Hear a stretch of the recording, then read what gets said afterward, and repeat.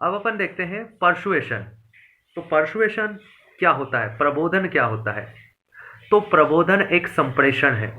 संप्रेषण है, कैसा संप्रेषण है? सायास संप्रेषण है, यानी जानबूझकर किया गया संप्रेषण है। क्यों? एटीट्यूड के बदलने के लिए, एटीट्यूड में परिवर्तन के लिए, अभिवृत्ति परिवर्तन के लिए। तो परिभाषा कुछ इस प्रकार रहेगी कि अभिवृत्ति परिवर्तन के लिए सायास किया गया संप्रेषण या सायास किए गए प्रयास ही क्या कहलाते हैं? परसुएशन कहलाते हैं। यानी किसी भी मनोवृत्ति के परिवर्तन के लिए किए गए सभी संभव प्रयासों के समूह को परसुएशन कहते हैं। उदाहरण के लिए हमारे परिवार द्वारा, शिक्षक द्वारा, पीयर ग्रुप द्वारा, विज्ञापनों के जरिए, राजनीतिक भाषण के जरिए, धर्म गुरुओं के प्रचार प्रसार के जरिए, या किताबें पढ़ते दौरान जो हमारी शिक्षा के दौरान, इन सभी की प्रकृति परसुएशन की होती है और ये सभी हमारी मनोवृत्तियों का निर्माण करते हैं या मनोवृत्तियों में परिवर्तन करते हैं, और इस प्रक्रिया को ही हम परसुएशन कह देते हैं। परसुएशन के अध्ययन के दो प्रकार के चरण अभी तक मौजूद हैं। एक तो था अर्ली अप्रोच और एक होता है कॉग्निटिव अप्रोच। अर्ली अप्रोच में हम कौन, क्या, कौन और मीडियम की बात करते हैं। वहीं संज्ञानात्मक जो प्रक्रिया है वो अभी नवीन प्रक्रिया है परसुएशन से संबंधित। तो सबसे पहले तो अपन अर्ली अप्रोच देखते हैं कि अर्ली अप्रोच में कैसे परसुएशन को सीखा जाता था या समझा जाता था या पढ़ा जाता था। तो सबसे पहले हु या कौन वाली स्थिति आती थी, यानी कि परसुएटर कौन है। तो परसुएटर के क्या क्या गुण होने चाहिए? पहली चीज कि व्यक्ति जो मनोवृत्ति परिवर्तन के लिए जा रहा है उसमें विश्वसनीयता हो। अगर ज्ञान से संबंधी मनोवृत्ति चेंज की जा रही हो तो ज्ञान से संबंधी विश्वसनीयता हो। वहीं अगर चरित्र या सामाजिक चीजों से संबंधित मनोवृत्ति परिवर्तन की जा रही है तो चरित्र से संबंधित विश्वसनीयता हो व्यक्ति में। दूसरी चीज, प्रभावशाली व्यक्तित्व हो, परसुएटर प्रभावशाली हो।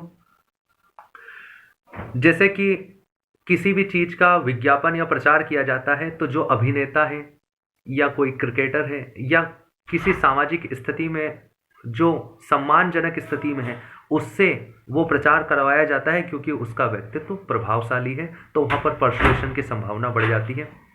सिमिलरिटीज होनी चाहिए, यानी परसुएटर और जिसका परसुएशन किया जाना है, अभिवृत्ति परिवर्तन किया जाना है, उसमें समानता होनी चाहिए। जैसे जाति विशेष की समानता या धर्म विशेष की समानता या भाषा विशेष की समानता हो तो परसुएशन आसान हो सकता है।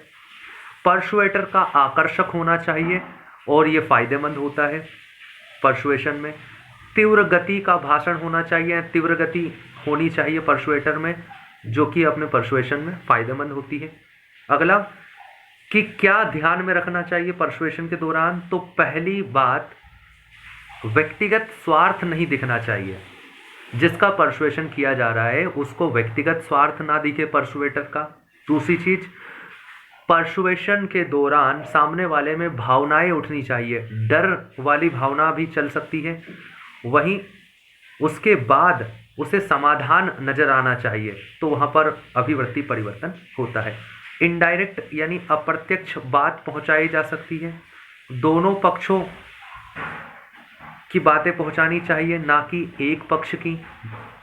वहीं साफ साफ यानी कि क्लियरिटी होनी चाहिए विचारों के पहुंचने में, परसुएटर और जिसका परसुएशन किया जा रहा है। इसके अलावा किसे परसुएट करें? तो किसे परसुएट करें, इससे ज़्यादा ज़रूरी ये होता है कि किसे परसुएट ना करें। जैसे कोई व्यक्ति बूढ़ा है, वृद्ध है, कोई एग्रेसिव व्यक्ति है या कोई बहुत ज़्यादा सेल्फ स्ट्रीम वाला व्यक्ति है, तो ऐसे में आपका परसुएशन असफलता की संभावना ज़्यादा रहेगी बजाय सफलता के। तो यहाँ पर आप अगर ना ही करें तो बेहतर होगा। अगला है माध्यम क्या होना चाहिए परसुएशन का? तो व्यक्तिगत संवाद सर्वोत्तम होता है, यानी कि 1-to-1 कांटेक्ट जो होता है। इसके अलावा ग्रुप डिस्कशन भी हो सकता है। वहीं एक्टिव यानी सक्रिय संवाद होना जरूरी है परसुएशन में। तो परसुएटर के क्या गुण होने चाहिए, क्या क्या चीज़ें ध्यान में रखनी चाहिए, किसको परसुएट किया जा रहा है ये चीज़ ध्यान में रखनी चाहिए, और किस माध्यम से परसुएट किया जा रहा है, ये अर्ली अप्रोच होती थी परसुएशन की। वहीं कॉग्निटिव अप्रोच या नवीन अप्रोच क्या कहती है कि इसमें सिर्फ एक चीज़ पर ध्यान दिया जाता है कि कैसे परसुएट करें, हाउ, कैसे करें, बस। तो पहली चीज़ तो होती है कि किसी भी व्यक्ति के सोचने समझने की दो प्रकार की प्रोसेस होती है, एक होती है सिस्टमेटिक प्रोसेसिंग और एक होती है ह्यूरिस्टिक प्रोसेसिंग। सिस्टमेटिक प्रोसेसिंग को अपन सक्रिय या चेतना सुनना बोलते हैं, वहीं निष्क्रिय या अचेतन को हम ह्यूरिस्टिक प्रोसेसिंग कहते हैं। तो ह्यूरिस्टिक प्रोसेसिंग परसुएशन के लिए सबसे अच्छी मानी जाती है, क्योंकि यहाँ पर श्रोता अपने आप को सहज महसूस करता है और अधिकांश समय व्यक्ति ह्यूरिस्टिक प्रोसेसिंग में ही रहता है। वहीं सिस्टमेटिक या सक्रिय चेतना में क्या होता है, सिस्टमेटिक प्रोसेसिंग में व्यक्ति तभी जाता है जब उसमें कैपेसिटी हो, पहली बात तो सिस्टमेटिक प्रोसेसिंग में जाने की क्षमता हो, यानी कि उसके पास पर्याप्त ज्ञान हो उस विषय से संबंधित और समय भी हो। दूसरी चीज़, उसे कोई अंदर की प्रेरणा होनी चाहिए उसे जानने की, या तो एक्यूरेसी की प्रेरणा हो, या डिफेंसिव हो, या इम्प्रेशन हो, या एस्पिरेशनल हो, यानी फ़ायदेमंद के लिए चीज़ें हो।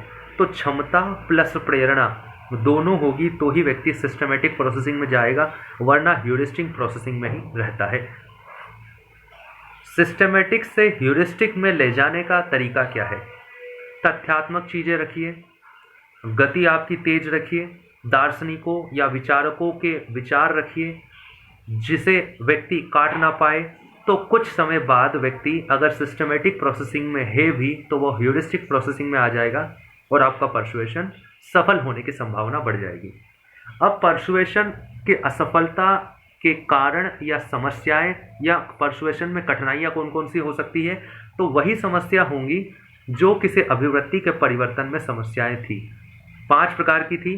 PPCA, PPP यानी कि प्रतिघात, पूर्व चेतावनी, पक्षपात पूर्ण सात्मीकरण, चयनात्मक परिहार और अभिवृत्ति टीका। अब एक और कॉन्सेप्ट होता है कॉग्निटिव डिसोनेंस, संज्ञानात्मक असंगति। तो संज्ञानात्मक असंगति वास्तव में क्या है? एक असंगति है, यानी डिसोनेंस है, लेकिन कैसा है? संज्ञानात्मक है, यानी जाना हुआ है।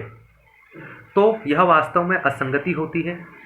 व्यवहार और मनोवृत्ति में जो असंगति होती है वो वाली असंगति, या एटीट्यूड के बीच में जो असंगति होती है उसे हम डिसोनेंस या असंगति कहते हैं। और संज्ञानात्मक यानी कि जानी हुई असंगति है, यानी हमें पता है कि हमारे व्यवहार और एटीट्यूड में परिवर्तन है, बदलाव है, असंगति है। तो ऐसी असंगति जो व्यक्ति को पता हो, उसके संज्ञान में हो, उसे हम क्या कहते हैं? कॉग्निटिव डिसोनेंस या संज्ञानात्मक असंगति कहते हैं। अब इससे समस्या क्या होती है? तो व्यक्ति तनाव में आ जाता है, उसे निंदा या कटाक्ष झेलना पड़ता है।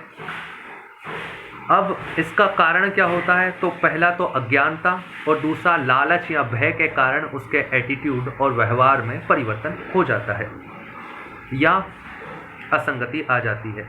तो अज्ञानता और लालच या भय के कारण कॉग्निटिव डिसोनेंस जन्म लेता है। अब इसका समाधान एक तो प्रत्यक्ष समाधान हो सकता है कि आप एटीट्यूड अपने बिहेवियर की तरफ चेंज कर लो, या बिहेवियर को बदल के अपने एटीट्यूड की तरफ चेंज कर लो, जो कि बहुत मुश्किल होता है। दूसरा तरीका क्या होता है? अतिरिक्त जानकारी इकट्ठी करना, यानी कि किसी और चीज से क्षतिपूर्ति करना अपने एटीट्यूड और बिहेवियर में जो असंगति है उससे। हिपोक्रेसी या पाखंड। पाखंड क्या होता है?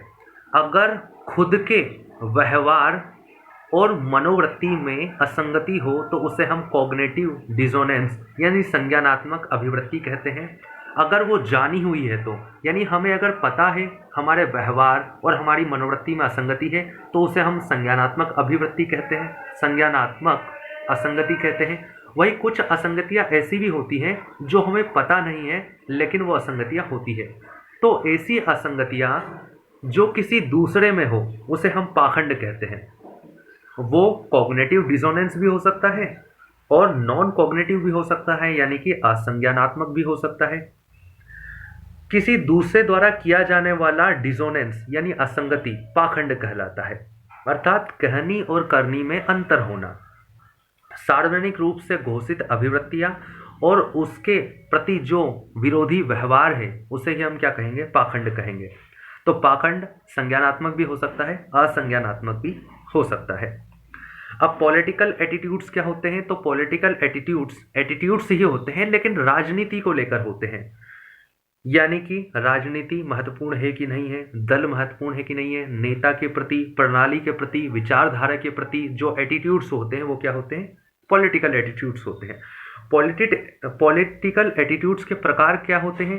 तो वही प्रकार होते हैं जो एटीट्यूड्स के होते हैं। कैसे बनती है? तो वैसे ही बनती है जैसे एटीट्यूड्स बनते हैं।